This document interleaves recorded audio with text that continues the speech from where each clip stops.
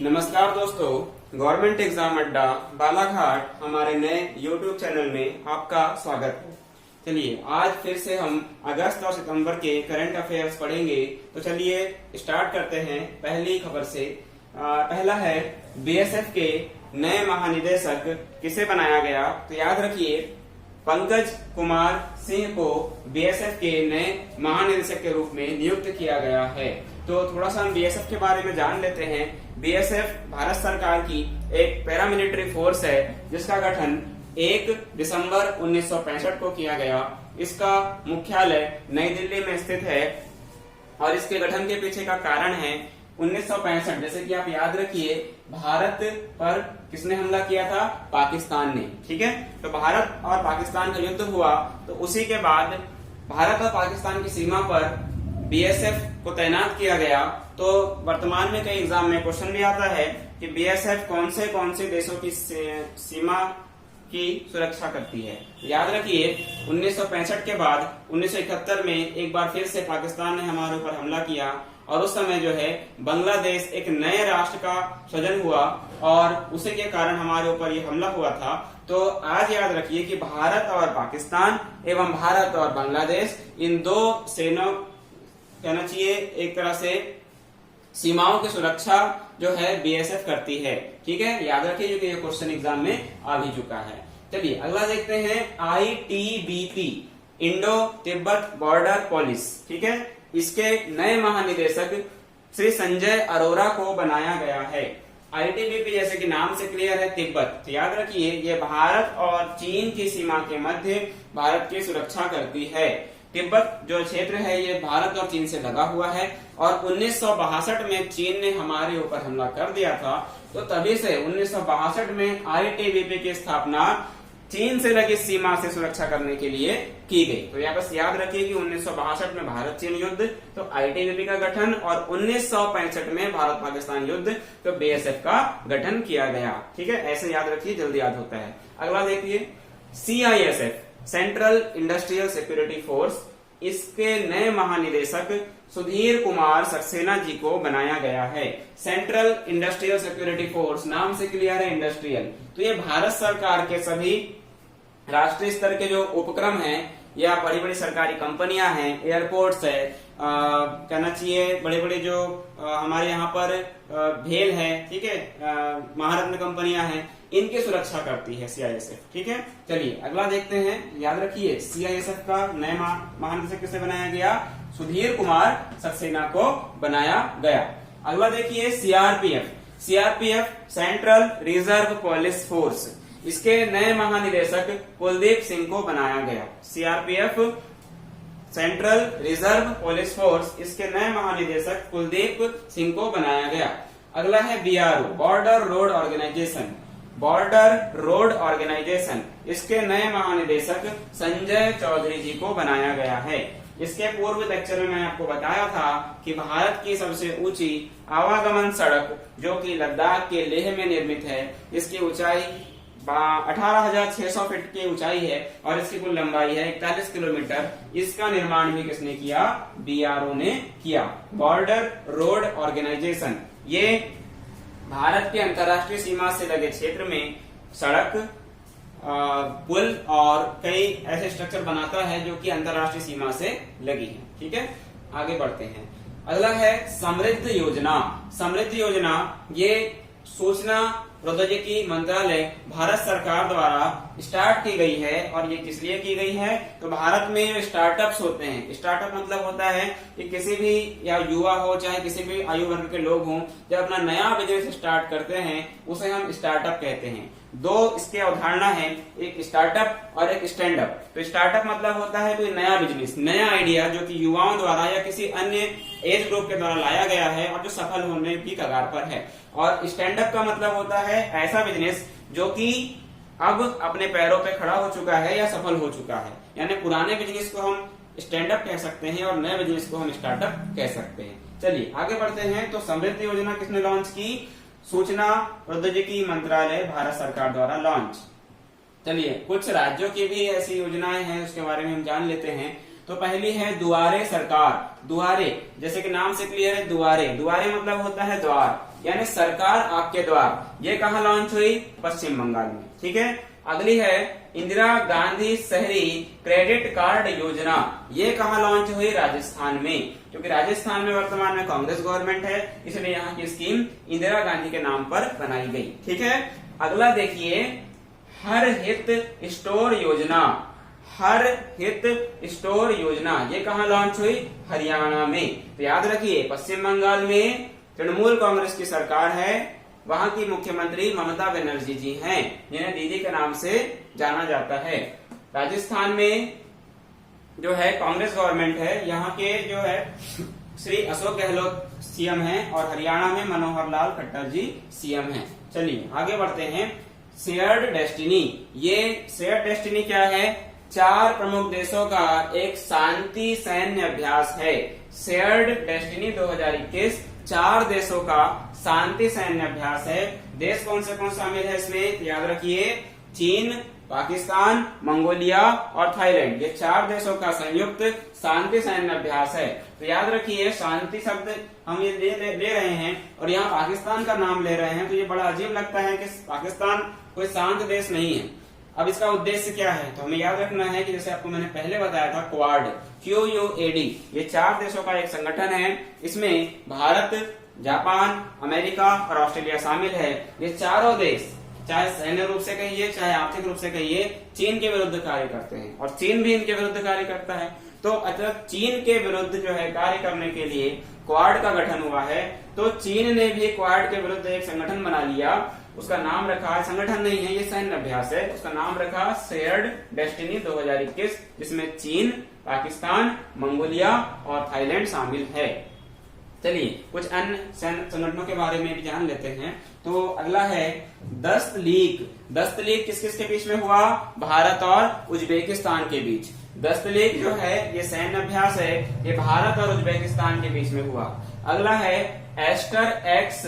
Ester means होता है तारा, x मतलब होता है स्पेस से जुड़ा हुआ। ठीक है, तो ये एस्टर एक्स जो है ये फ्रांस की सेना ने अंतरिक्ष में जाकर सैन्य अभ्यास किया है। याद रखना ये धरती पर नहीं किया गया, ये अंतरिक्ष में किया गया, स्पेस में किया गया। तो याद रखना कि एस्टर एक्स ये फ्रांस की सेना का अंतरिक्ष में किया गया सैन्य अभ्यास है। अगला है अमलगम डार्ट। अमलगम डार्ट क्या है? ये अमेरिका और कनाडा की सेना के द्वारा किया गया संयुक्त सैन्य अभ्यास है। अमलगम डार्ट अमेरिका, यूएसए और कनाडा। ठीक है, आगे बढ़ते हैं। अगला सैन्य अभ्यास है ला पेरोस। तो ला पेरोस जैसे मैंने आपको पहले बताया एक क्वाड संगठन के द्वारा किया गया। क्वाड के बारे में बता चुका हूं। तो चलिए आगे बढ़ते हैं। अंतरराष्ट्रीय परोपकार दिवस। परोपकार मतलब इंग्लिश में हम इसे चैरिटी कहते हैं। चैरिटी मतलब होता है दान देना या किसी के लिए सहायता प्रदान करना। तो ये एक तरह का परोपकार दिवस है जो कि 5 सितंबर को हर वर्ष मनाया जाता है। 5 सितंबर की तारीख क्यों चुनी गई? तो याद रखिए मदर टेरेसा की मृत्यु 5 सितंबर को हुई थी, इसीलिए मदर टेरेसा की याद में अंतरराष्ट्रीय charity day, international charity day या अंतरराष्ट्रीय परोपकार दिवस मनाया जाता है। इसकी घोषणा UNGA द्वारा या संयुक्त राष्ट्र महासभा द्वारा 2012 में की गई, यानी ये 2012 से मनाया जाता है। तो आप जानते हैं मदर टेरेसा के बारे में। मदर टेरेसा को 1980 में शांति का नोबेल पुरस्कार दिया गया और भारत सरकार ने उसके बाद 1979 में शांति का नोबेल पुरस्कार दिया और भारत सरकार ने 1980 में इन्हें भारत रत्न से सम्मानित किया। ठीक है, सुधार लीजिए थोड़ा सा। 1979 में शांति का नोबेल पुरस्कार और 1980 में भारत सरकार द्वारा इन्हें क्या दिया गया? भारत रत्न दिया गया। ठीक है, आगे बढ़ते हैं। अभिनेता सिद्धार्थ शुक्ला, ये बालिका वधू एक सीरियल है टीवी का, उसके प्रमुख एक्टर थे और बिग बॉस जो कि रियलिटी शो है, बिग बॉस सीजन 13 के विजेता भी रहे हैं। इनका अचानक हार्ट अटैक से मौत हो गई। तो बस एग्जामिनेशन पॉइंट ऑफ व्यू से भले ही इंपॉर्टेंट ना लगे, लेकिन जैसे ही पिछले साल सुशांत सिंह राजपूत जी की मौत हुई, एक अज्ञात कारणों से हुई, अभी तक की उसका हम जांच ही कर रही है पुलिस, तो उसी प्रकार ये एक कहना चाहिए यूथ जवान एक्टर थे और इनकी अचानक मौत हो गई, तो पूरा का पूरा न्यूज जो है इनकी अभी फिलहाल इन्हीं के बारे में चला रहे हैं। तो इसीलिए हमें भी जानना आवश्यक है कि सिद्धार्थ शुक्ला जो कि बालिका वधू के एक अभिनेता थे और बिग बॉस सीजन 3 के विजेता थे, इनकी मौत हार्ट अटैक से हो गई। ठीक है, चलिए आगे बढ़ते हैं। ड्यूगोंग संरक्षण क्षेत्र, तो ड्यूगोंग क्या है पहले तो ये जान लेते हैं। तो ड्यूगोंग एक समुद्री जीव है, ये एक स्तनधारी है, मैमल है, याद रखिए ये एक समुद्री जीव है लेकिन मैमल है। मैमल की बात करें, जैसे हमारे यहाँ पर जो समुद्र पाए जाते हैं, तो समुद्री जीव जो होते हैं जो विकसित प्रकार के हो जाते हैं उन्हें हम स्तनधारी वर्ग में रखते हैं। ठीक है, मछली वर्ग अलग होता है, पक्षी वर्ग अलग होता है, किंतु मछली के साथ पानी में रहने वाले जो जीव होते हैं जो विकसित प्रकार के हो जाते हैं उन्हें हम स्तनधारी कहते हैं। ठीक है, स्तनधारी या मैमल। तो ये ड्यूगोंग क्या है, एक स्तनधारी है, एक प्रकार की मछली है जिसे हम समुद्री गाय भी कहते हैं। तो इसके संरक्षण के लिए तमिलनाडु सरकार ने पाक की खाड़ी एवं मन्नार की खाड़ी के मध्य एक संरक्षित क्षेत्र बनाया है। ये कहाँ पर है, हिंद महासागर का क्षेत्र है जो कि तमिलनाडु और श्रीलंका के मध्य स्थित है। तो ड्यूगोंग क्या है, एक संकटग्रस्त प्रजाति है, इसकी संख्या अत्यधिक कम है। ऐसी आंकी गई है कि लगभग 200 ड्यूगोंग स्तनधारी जीव ही पूरे पाक खाड़ी में या इस हिंद महासागर में बचे हैं। इसीलिए तमिलनाडु सरकार ने इनके संरक्षण के लिए पाक की खाड़ी में ड्यूगोंग संरक्षण क्षेत्र विकसित किया है या कर रही है। ठीक है, तो याद रखिए ड्यूगोंग समुद्री गाय कहलाती है, स्तनधारी है और वर्तमान में ये संकटग्रस्त प्रजाति में शामिल है।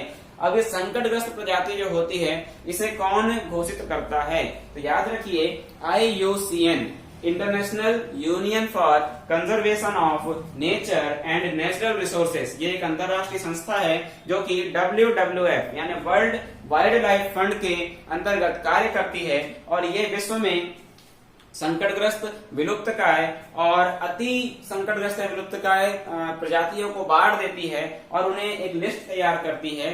और इसका जो गठन हुआ था वो 1949 में हुआ था, 1949 से काम कर रही है और इसका प्रकाशन जो है IUCN का, उसे रेड डाटा बुक भी कहा जाता है। याद रखिए रेड डेटा बुक, IUCN का प्रकाशन रेड डेटा बुक है जिसमें जितनी भी संकटग्रस्त प्रजातियां हैं वो शामिल होती है। जैसे आप रेड पांडा के नाम को जानते हैं, चाइना में पाया जाता था रेड पांडा या लाल पांडा, ये भालू की एक प्रजाति है जो कि अब दुनिया से विलुप्त हो चुका है।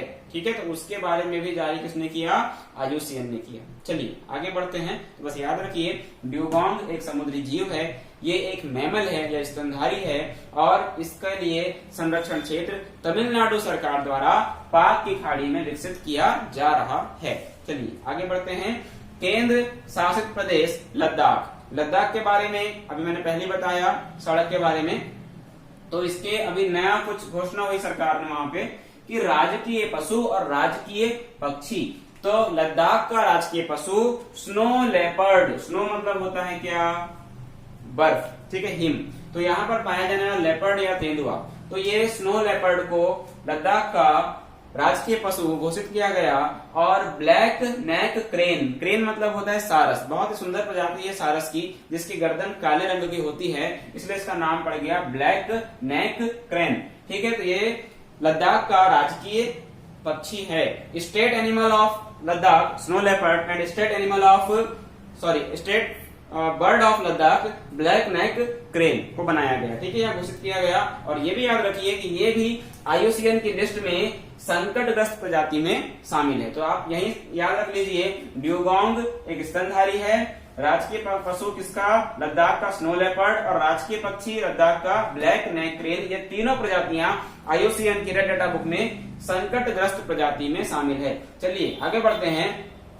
CBDT central board for direct taxing, Hindi में कहते हैं इसे केंद्रीय प्रत्यक्ष कर बोर्ड, इसके नए अध्यक्ष श्री जे.बी. महापात्रा को बनाया गया है।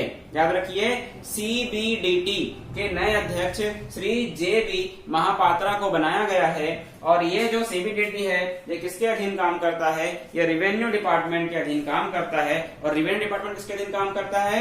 वित्त मंत्रालय या फाइनेंस मिनिस्ट्री के अंतर्गत कार्य करता है। याद रखना, सीबीडीटी रिवेन्यू डिपार्टमेंट के अधीन काम करता है और रिवेन्यू डिपार्टमेंट फाइनेंस मिनिस्ट्री या वित्त मंत्रालय के अधीन कार्य करता है। तो ठीक है फ्रेंड्स, ये आज हमारे कुछ प्रमुख करंट अफेयर्स थे जो कि अगस्त और सितंबर के ये मिक्सचर करंट अफेयर्स हैं। इसके अलावा भी यदि हम थोड़ा सा और जान